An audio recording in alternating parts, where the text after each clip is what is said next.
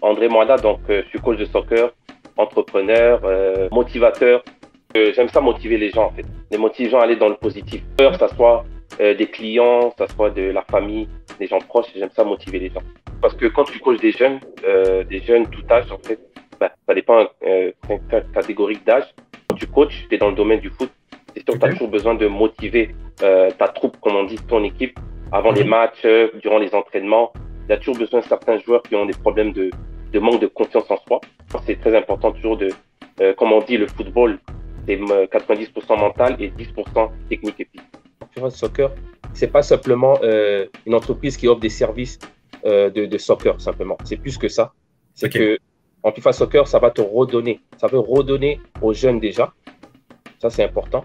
Redonner l'espoir aux jeunes de que voilà, oui, tu peux réussir. Tu vois?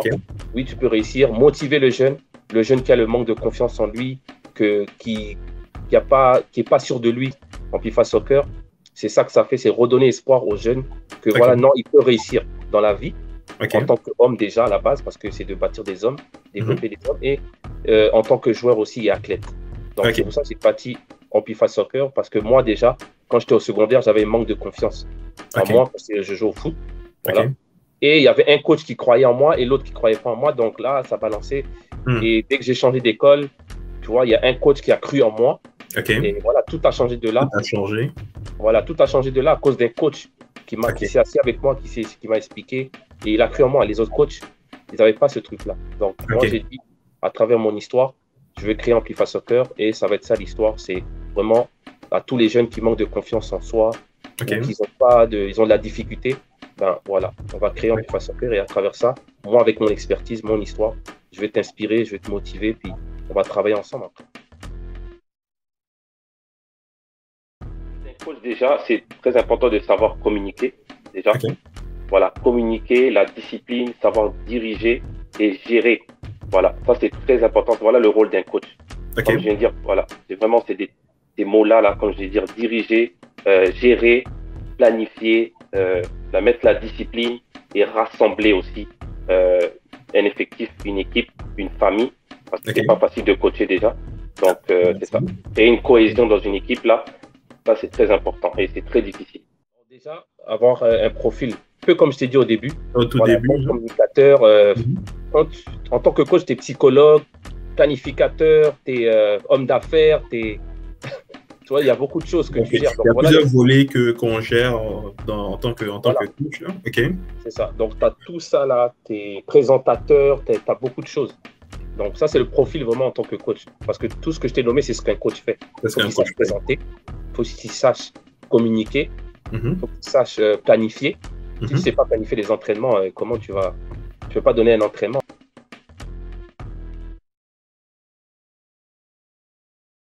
On me pose cette question parce que quand j'étais petit, on me demandait toujours qu'est-ce que tu voulais être.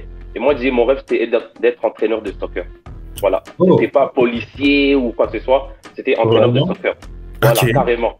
Moi, je voulais pas faire carrière de soccer professionnel. C'était un jour, je veux coacher, je veux entraîner. C'est-à-dire, j'aimerais ça être entraîneur de soccer. Et après, au fur et à mesure, quand tu grandis, j'avais une autre ambition, c'était aussi d'avoir ma propre entreprise de foot. Ouais, exactement. Donc, ça, comme je dis, c'est quand on était petit, on me demandait, c'était ça. Mais après, à un moment donné, quand j'ai grandi, tout ça, plus mature, ben, j'ai dit, je veux aussi avoir mon entreprise. C'est ça aussi qui m'a fait en sorte de rentrer dans l'entrepreneuriat aussi, tu vois. Et changer ma façon de penser, tout ça.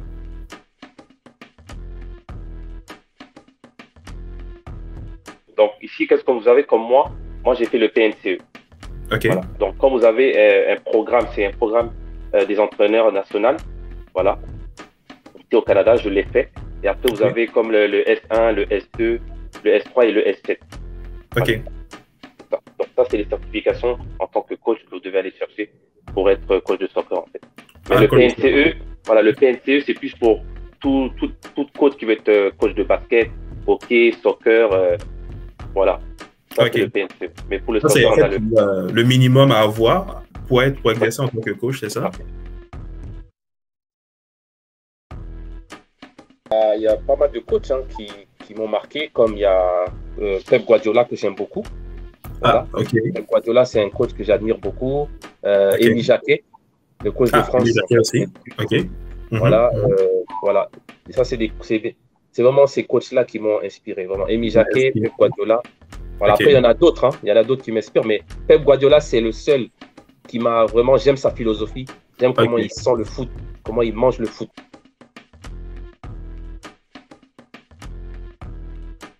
Moi, qu'est-ce que j'aime bien déjà? J'aime toujours parler. Avant de commencer l'entraînement, j'aime bien parler à mes joueurs. Déjà, pour leur dire un peu, voilà, comment ça va.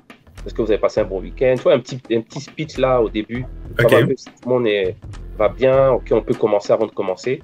Et après, je leur fais passer à travers tout ce qu'on va travailler aujourd'hui. Voilà ce qu'on va faire. Et voilà, une fois que c'est fait, là, on commence l'entraînement. C'est 5 minutes d'échauffement. Et après, on fait un bon 15-20 minutes de cardio physique. Et après, on touche au ballon. Le truc, c'est qu'aujourd'hui, dans le football d'aujourd'hui, avec la génération d'aujourd'hui, tu ne peux pas seulement faire du physique comme dans mon temps. C'était des 40 minutes de physique, mais on ne touchait pas de ballon. Aujourd'hui, avec la génération qu'on a, il faut que tu mélanges un peu le physique avec le ballon. Ça veut dire mélanger les deux parce que sinon, ça va être plat. Moi, c'est 1h30 et 2h l'hiver et 1 heure de séance l'été. Parce que l'été, tu sais, les jeunes, ils ont c'est les vacances un peu, l'école, fin d'examen. Après, il fait très beau. Tu veux les libérer plus tôt pour qu'ils puissent passer du temps avec les amis, la famille. Ça, c'est l'été, 1 heure de temps.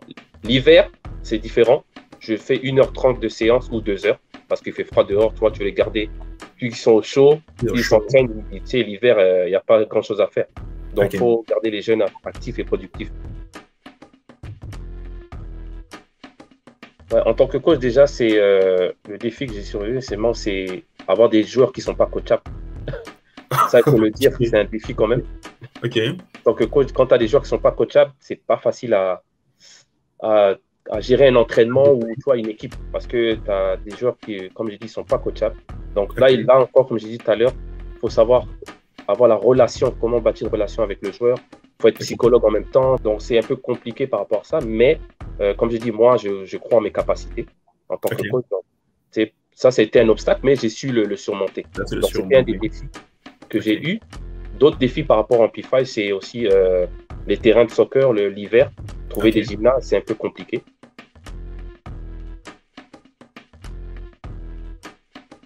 Moi, comme je t'ai dit, je venais vraiment... moi, je viens de pas l'ancienne école, mais je me suis lancé dans l'entrepreneuriat, mais il y avait déjà des systèmes en place. Voilà. Quand je me suis lancé, après, quand je suis rentré de l'autre côté, de bâtir une entreprise from scratch, là, j'avais des défis, des affaires, des connaissances que je ne savais pas, que j'avais pas.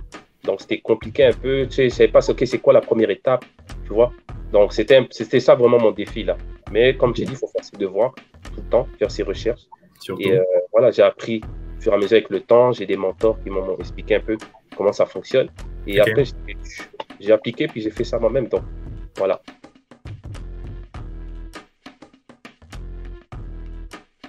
Bah, déjà, c'est savoir c'est quelle discipline tu veux faire. Voilà, c'est quoi la discipline que tu veux faire? Est-ce que tu veux faire du basket? Est-ce que tu veux faire du volleyball, du hockey, la MMA?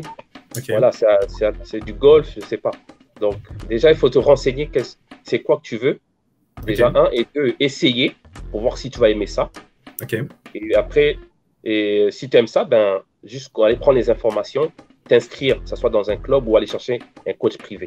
Voilà, qui va pouvoir te guider. Et voilà, après ça, tu prends la décision si tu aimes ça, ben, tu veux faire de la compétition ou bien tu veux juste faire ça pour le plaisir. Ça, c'est déjà pour le sport. Maintenant, pour un conseil pour les gens qui veulent se lancer en entrepreneuriat, ben, comme je dis toujours, hein, l'entrepreneuriat, ce n'est pas fait pour tout le monde. Mais par contre, c'est juste qu'il y en a qui ne savent pas qu'ils l'ont en eux. C'est juste question de le développer en fait. Voilà. Parce que beaucoup de gens, ils disent non, moi, je sais pas, je suis pas sûr, ils doutent. Déjà, si tu n'as pas confiance en toi ou tu as des doutes, là, il faut se poser des questions. Est-ce que tu veux vraiment te lancer en entrepreneuriat? Et, pour les gens voilà, qui veulent se lancer en entrepreneuriat, va chercher l'information, trouve un mentor, fais tes recherches voilà, dans ce que tu veux te lancer, qu'est-ce que tu veux bâtir comme entreprise, dans quel domaine. Et voilà, il faut que tu sois passionné aussi de ce que tu fais. C'est très important. Si tu n'es pas passionné, là, ça ne sert à rien. Lâche tout ce que tu fais parce que tu vas souffrir toi-même pour rien. Tu vas mettre de l'énergie pour rien. Et voilà, tu vas être fâché. Puis là, c'est la dépression, c'est la négativité. Ce n'est pas ça que tu veux. Donc, trouve ce que tu veux faire et ce que tu aimes. Et lance-toi à fond. Va chercher toutes les informations possibles. Et lance-toi à 110%. Puis voilà, Sky is the limit. Puis that's it.